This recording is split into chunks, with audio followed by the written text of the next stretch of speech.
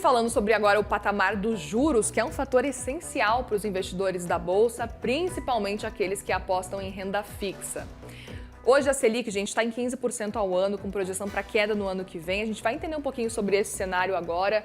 Diante de tudo que a gente está acompanhando, eu vou trazer aqui com a gente o Rafael Figueiredo, estrategista de ações da XP. Tudo bem, Rafael? Bem-vindo mais uma vez. Uma boa tarde, boa noite aí para você. Boa noite, Muriel. Prazer estar aqui de volta com você e com a audiência. Prazer é nosso em te receber. Eu quero muito saber a sua percepção diante desse cenário, porque a gente tem visto muitas movimentações em torno aí de bolsa, passando por um rally nas últimas semanas, mas ainda assim a gente tem um cenário que, por exemplo, a gente está há 4 anos aí sem um novo IPO. Muito por causa de um cenário de juros. É isso que a gente tem visto aí como crédito. Queria entender a sua percepção diante desse cenário.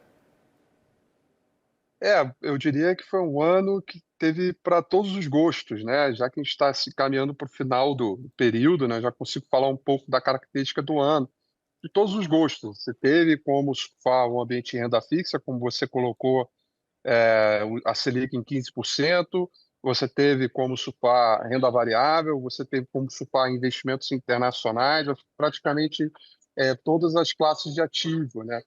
Definitivamente, a característica do mercado é um mercado ainda em vacas magras. E eu consigo dizer isso quando a gente compara o que você falou, a quantidade de IPOs que a gente não tem nos últimos 4 anos, a quantidade de ofertas secundárias ou os follow-ons que as empresas fazem, né, para se financiar. A gente vê poucos negócios acontecendo entre companhias, né, que a gente chama o termo técnico de M&As, né, uma empresa comprando outra, né, a gente não vê esse fervo acontecendo. O volume médio de negociação na B3, né, o que é o ADTV, né, que é esse volume ponderado por negócio, ele está baixo quando comparado nos últimos trimestres, né?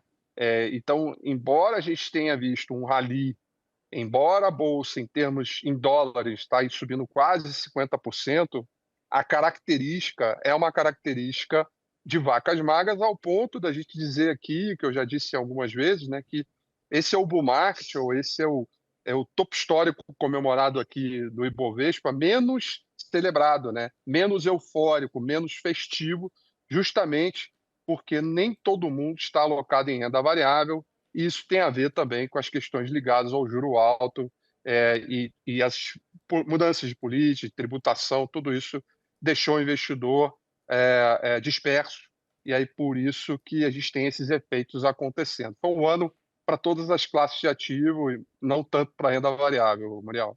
Pois é, eu até queria perguntar, porque a gente tem uma previsão do mercado como um todo de corte de juros só lá para março de 2026.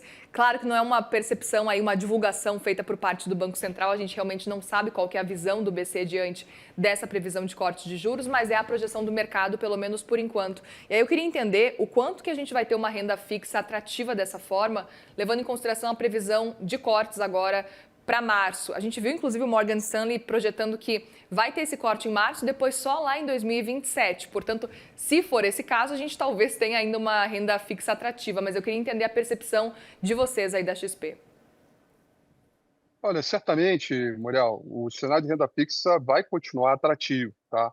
Enquanto a gente olhar em créditos corporativos de boas empresas, de altíssima qualidade, que a gente tem visto aqui, que continuam remunerando, inclusive com baixo risco, excedendo em grande parte o CDI. O nosso prognóstico aqui de taxa de juros Selic é que ela deve sair de 15% do patamar e vai começar a queda de juros em março do ano que vem, e deve terminar o ano de 2026 em 12%, ou seja, vai cair 300 pontos base, né? Ainda que chegue lá e que a gente acerte esse cenário, a renda fixa continuará atrativa, porque do ponto de vista de política monetária, 12% ainda é uma política extremamente restritiva. Então, teremos oportunidade para esse cenário. Agora, eventualmente, com o ciclo de queda de taxa de juros Selic aqui no Brasil, né, começando a acontecer, e o próprio Fed também, Banco Central dos Estados Unidos, reduzindo a sua taxa de juros, é muito natural que haja um estímulo ainda maior para o mercado de renda variável aqui no Brasil. Acho que culturalmente isso é super importante para toda essa audiência qualificada aqui da CNN Money, né? Que a gente culturalmente sempre entendeu, né, que as classes de ativo, principalmente renda fixa com renda variável, tem uma cultura que eu acho que ela é errada no Brasil, de que elas não devem coexistir, né? Tem esse sentimento de exclusão, né? Ah, renda fixa agora não está atrativa, vamos tudo para renda variável, agora a renda variável está bombando, sai da renda fixa. E, na verdade, eu acho que a gente está diante de um cenário macroeconômico, inclusive internacional, de que essas classes elas devem coexistir. Então, vai haver oportunidade sim em renda fixa, não tenho dúvida, mas acredito que renda variável deva aumentar ainda mais, porque o nosso entendimento, o investidor ainda segue subalocado, né? Ainda há uma parcela maior para vir, justamente quando aqueles rendimentos, né, que são fixos ali começarem a reduzir, o investidor vai sentir a necessidade, né, de ter que tomar um pouco mais de risco para poder ter performance nos seus portfólios, e aí é uma tendência natural que haja um acréscimo de renda variável. Mas volto a dizer, essas classes elas devem coexistir, é super importante para melhor performance e alocação na vida dos investidores brasileiros. Muriel.